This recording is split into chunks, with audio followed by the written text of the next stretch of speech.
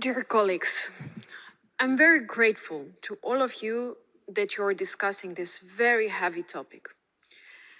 I'm very happy that the world is vocal about the crimes that are happening now in Ukraine. But when we talk about present, I also think about the past. The past, at least if we look at the 20th century, and we look what the Soviet Union was doing to many nations, including Ukrainians. And now we see that at least 20,000 people, children, are kidnapped or taken illegally to Russia. But in the 20th century, there were lots of waves of deportations of different nations, thousands and millions of killed lives, memories.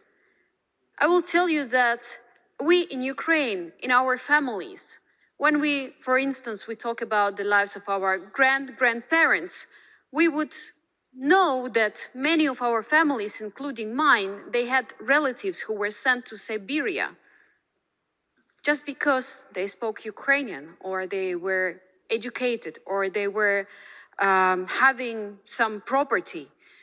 We also know that there were at least 3 waves of deportation of Crimean Tatars in the end of 19th century and the 20th century, organized by the Russian Empire and later on by the Soviet Union. When we talk about the consequences of all of this, we know that it's not only about tragedies and traumas of the human lives, but it's also very tragic for the collective historical memory. These generations who go through all of this, they become like stolen generation. And how much healing and reconciliation later on is needed, how much work is needed. And when we talk about all of this, I want you to ask, it's in our hands to make certain tools that will bring justice to these terrible crimes, because we need healing from that crimes. One of the reasons why we in Ukraine keep fighting this, because we know that these crimes that are happening now, they were also happening to our parents, grandparents, to our grandparents, and we want to stop it. We don't want our children to suffer so much also in the future as we suffered in our previous generations. One last thing I want to say about children.